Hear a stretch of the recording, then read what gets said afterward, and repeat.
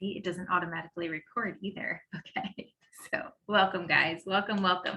I'm just gonna start that all over again. So for some of us, we're getting back into a fall routine, right? We know summer is here, fall is coming, hours are changing at work. And so if you have a family or if you do not have a family, things are we're ebbing and flowing, right? We're flowing into this fall rhythm, trying to hold on to summer as much as we can, flowing into this fall rhythm.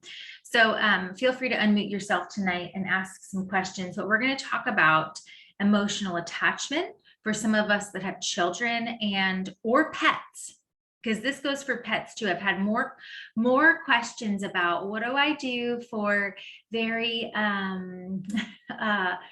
very attached pets or very attached children that just won't let go, right? And so if you're sending your children off to daycare or to school for the first time, what do you do? If you're leaving a pet, if you've been home all summer, you're leaving a pet, what do you do to make that rhythm and that change, right? We're going to talk about morning routines, nighttime routines, how to get into more of that flow of that high-paced summer, living it up until the very last minute, until, the sun sets and then you hit the pillow. And now it's like, okay, we're going to have to leave the sunset on its own and get our jammies on, get ready for the day. For some of us, our hours are changing at work. Some offices have different summer and fall hours, and so we're changing those times. So let's talk a little bit about emotional attachment first. Okay, so if you are sending a child back to school, or if you are sending a child to school for the first time and they're having a little bit of, there's a term there, help me out, and I've been trying to rack my brain all day for it. That emotional attachment where they just don't want to leave your side, right? Separation anxiety. That's it. I was like, what is it? I've been thinking of it all day. Separation anxiety. Animals have that too, right? And you're their limbic system for children and for animals. And when you are stressed, they are stressed. They sense it. I see you nodding, Angela. Like my mom, when I first had Grace, I would get so uptight because I was a teacher. I would constantly stress. And my mom was like, Grace can feel your stress. And I was like, what do you mean? She's like, you're her limbic system. Like when you are having high anxiety and high emotion, she feels that. Think about children. Anytime they fall down, anytime they're hurt, they run to you for that emotional comfort, right? Because you are their grounding point. Same thing for animals. You're their grounding point. And so if you have animals and children and you have that, separation anxiety is normal. So here are some things that you can do. Smell association. That's why oils are so important, because I want you to think about when you smell something good, you immediately attach it to a positive emotion. So we're just going to use the generic example of stepping into your grandma's kitchen and she's cooking chicken pot pie and she has apple pie baking, like full on PA Dutch here, right? Like you smell those like amazing kitchen scents. And like it just, for me, maybe not for you, but for me, it just evokes like this comfort feeling, right? Like, oh my gosh, this is home, this is comfort. My husband says when he pulls in the driveway, like more fall, winter, and he smells the smells wafting out of the house, he's like, oh man, those smells, like that is like comfort, right? And so we can have that smell association, but that also comes with negative emotions too. And so we want to make smell association a positive thing when we're transitioning our children or our animals or ourselves. And so what you can do is start to prepare. So August is a good time for that. So I want you to get like a good smell that you all love. So maybe it is Valor, maybe it is lavender, maybe it's peace and calming. I don't know, like just a smell that you all love. I love Panaway, even though it's a muscle supporting oil. I love Panaway because it smells like root beer. It smells like my childhood. And when I put that on, it's more of an emotional smell for me. But then Thieves and orange. I just put that in the diffuser the other day and it was like, oh, it smells like winter and fall and it just smells so good. So we have, we have that smell association. So whatever you all love, spray it on a blanket. Like you can make a spray, you can rub it in your hands, put it all over your body, and then like massage it into a blanket, into into some bath water. But do it when you're both together, or when you're with the animal, when you're with the child, and then do something that has a positive emotion. Snuggling, reading books, praying, singing, playing, positive emotion. Okay. If it starts to turn negative, then you really need to like step away, because you don't want like the negative vibes, the yelling, the negative talk to interfere with that, because you don't want that negative emotion. So positive. Okay. So do that often. Okay. And if it's with the animal, like petting them, snuggling with them, watching TV, whatever it is, positive emotion. Then when you have to leave them, then you have that emotion, you have that smell on you, you give them a hug.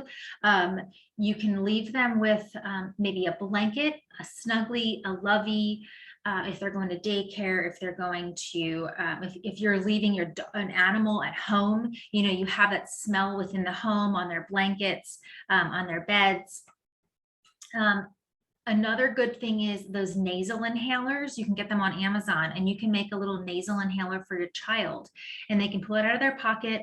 I always sent my children to school with oils. I never asked. I was just like, go to the bathroom, use it if you have to. There's this mosquito around me. Use it if you have to. Don't cause it, disruption. Be respectful of it. These are telling you there's this like mosquito that's around me. I'm going to get my citronella soon. Use it if you have to, but don't cause a disruption. Maybe you can have them take it out of their pocket, smell it, put it on a diffuser bracelet so that they have that scent of you with them. Okay. So does that make sense? Any questions with that? Okay. So that separation anxiety, that transition of having mommy all the time, having grandma all the time, having my fur baby mama all the time, and leaving them. So that association with smell. So let's talk about nighttime routines that wind down. I think we could all use this, no matter what stage you're in, whether you are doing this with a child or for yourself. But a nighttime routine to wind down, because we're chasing the sun, but we also have to say, okay, son, you have to go to bed by yourself right now, because I do have to start, taking that hour to wind down. So something that I have been doing lately is just getting quiet, putting my diffuser on, putting some music on, and I want you to research high frequency music. There is such a thing. Our oils are high frequency, but there's actually high frequency music, and it's at a certain megahertz.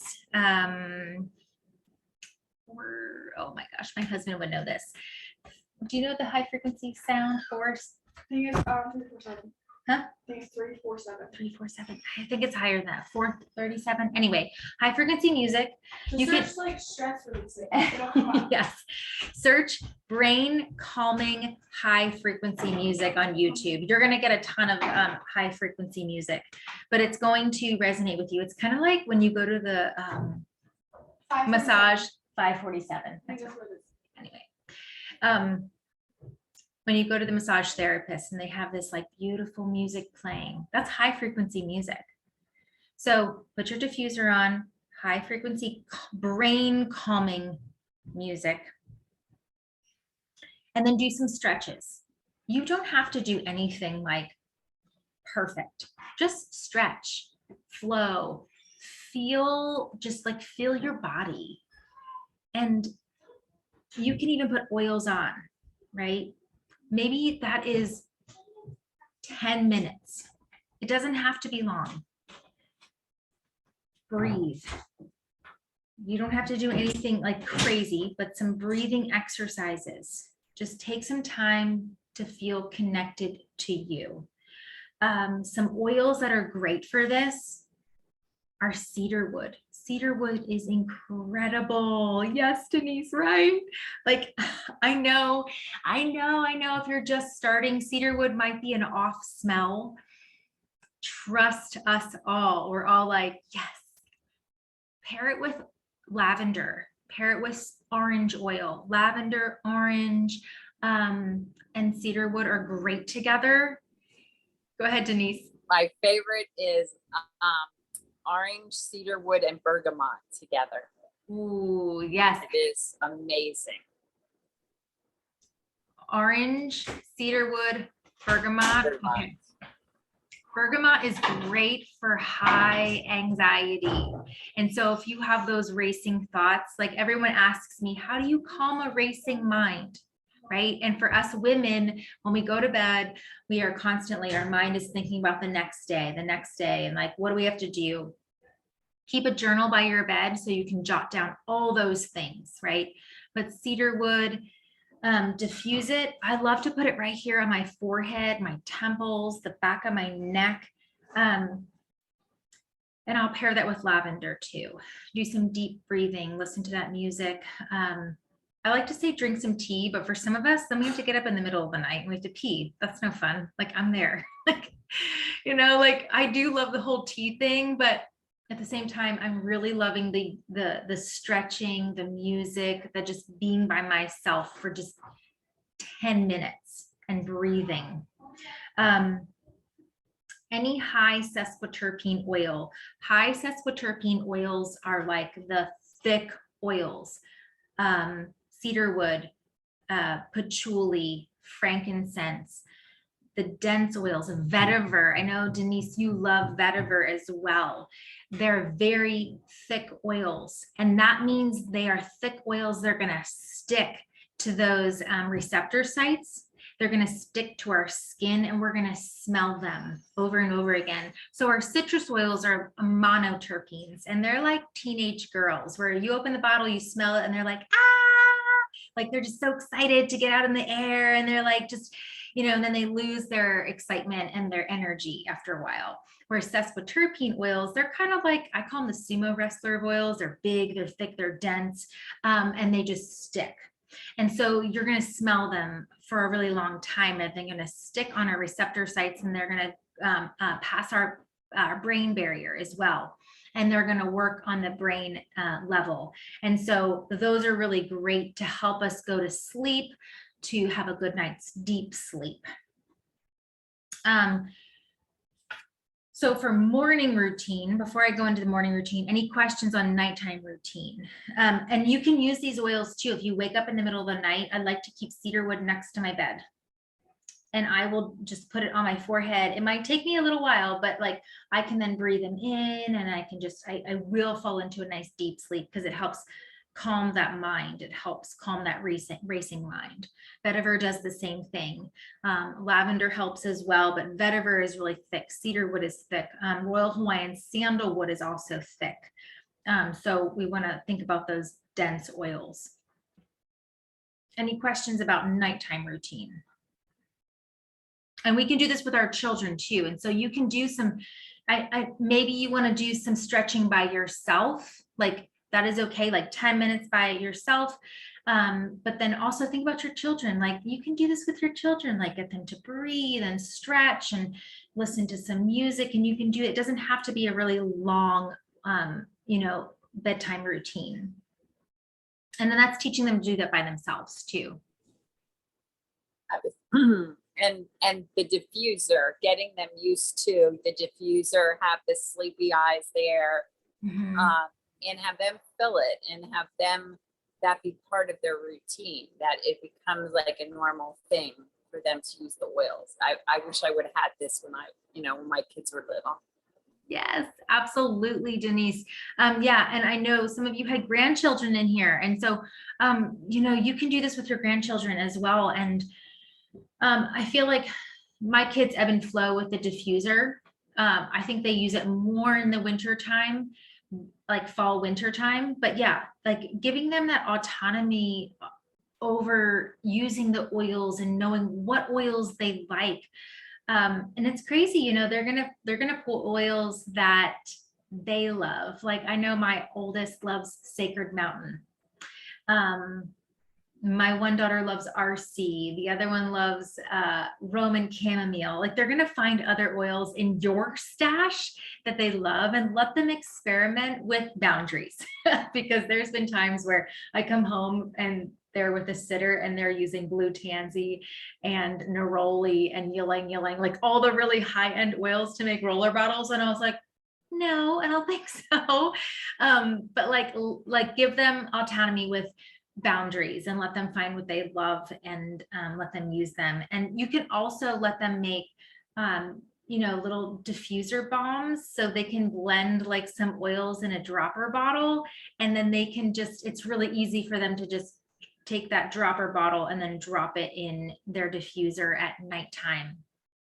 So that's fun. And it's not like, and it's fun for them to prepare for bedtime, you know, brush your teeth, fill your diffuser, let's do some stretching, let's pray. Then, you know, you can have some reading time as well. So no devices. We're not really talking about TV devices, but that is really important too. No devices at nighttime. If you have your computer in your bedroom or a phone, like try to get rid of that as much as possible. Set boundaries with that. Because it does mess with our rhythm, our circadian rhythm, and all of that. So we want to make sure we're getting a good night's sleep for ourselves and our children. So morning time. And this, I mean, this looks different as an adult, as children, and we're trying to do the best we can as an adult, and then also get our children out of the house as well. So something that I like to do as an adult is wake up just a little bit earlier than my children, have some prayer time, read the Bible, and journal. And so gratitude journaling. And then you can use this, you know, with your oils as well. So some frankincense is really good for morning clarity. Awaken oil is good for this as well. Put it on your third eye right here. Clarity oil is good for focus. Transformation is great for transforming just our past trauma into, you know, positivity and just moving past trauma. And then envision is good for envisioning the future. And so those are some oils for morning routine. For our personal, you know, our personal self, and maybe that's waking up 20 minutes earlier than our children, or 20 minutes before we have to get ready and go to work, when we can set those good intentions. But for our children, we can do this with our children too. Maybe have some prayer time in the morning, have some devotional time to set that intention for the morning and set that calmness. Because I know I remember the mornings, and we still have them, but I remember the mornings. I homeschool now, but my golly, like I felt like, come on, let's go. The bus is coming. Get your shoes on. Let's go. And that just, whoo, that is stressful. I was stressed, and that sets their stress level so high, right? And so there are going to be mornings like that, you know, have grace. But if we can, if we as mothers can set that intention to wake up a little earlier, have pre-made breakfasts, have something like, have a system, have a routine that we can get into, right? 10 minutes, we got 10 minutes. We have that system that we can set ourselves up for, and our children up for success, rather than yelling at them going out the door to get their shoes on, right? That like, hey, set a timer. We have 10 minutes. That means shoes need to be on, book bags need to be on our backs. We're going to head out the door, right? Or maybe it's 20 minutes, whatever it takes, but set a timer that here's what needs to be done. I have a list every morning. I write it. This is what needs to get done. My kids hate the list, but they look at it and they say, okay, dishes need to be done. I can do that. The floor needs to be swept. I can do that. Let's do that. Breakfast needs to be made. Let's do that. Like they know, they have these, they look at the list, because I can't do it all. You can't do it all. And they look at the list. And so throughout that time, we have music going, we have the diffuser going with some good scents coming out the diffuser. We have our Ningxia Red that we've supported our body with. So morning time is a little bit different than, you know, everyone has a different morning routine, but I feel like nighttime, a lot of us have that same thing. Everyone brushes their teeth, right? Everyone, you know, puts on their jammies. Everyone, you know, maybe takes a shower at nighttime. So it's like we have nighttime routines a little bit different than morning routine. You have to set that good, positive morning routine, right? No rushing, no yelling. Let's have that good vibe, because that sets the precedent for the day. And I think our oils can do that. And so when we can put our oils on our children to like put them on the back of their neck, like on their shoulders, massage that in, massage it into their hair, and just give them a little love, right? Just like give them a hug too. And that just sets them up for the day. Tell them you love them. And if you don't have children at home, if you're a grandma, if you are, you know, your children are out of the house, do that to yourself. Like put your oils on yourself and just say, I love you. You're an amazing body. Like you were created so amazingly. Thank you, Father, for just giving me this awesome body to go forth through the day and bless other people and, you know, have this life that I get to live. And then, you know, like love yourself and like go forth with good intention, right? So routines are really important and we need to set them. I know I like fun, but when you don't have like those routines, sometimes it's scattered. So we have a little bit of time left. Do you guys have any questions about something specific that you might be thinking about that I didn't touch on tonight?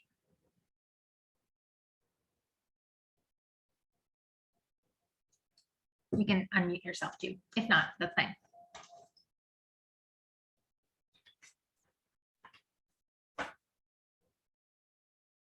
Okay, well then. Just take some time, mull over that, mull over what a good routine would be for you and your family. And even maybe like, I don't know, my dad used to have these like family meetings and I hated them, but now I look back and I'm like, that was really good, Dad. That was really good. Like, think about, like, talk to your family about it. If they're old enough to communicate and have some say on morning routines, nighttime routines, that kind of thing, and talk to them about it.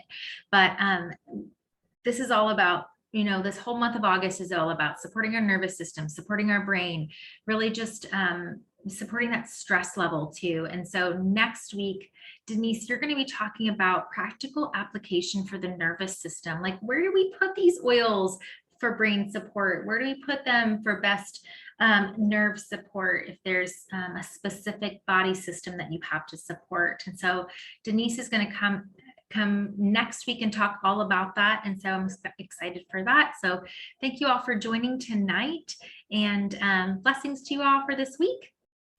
Good night. Thank you. Yep.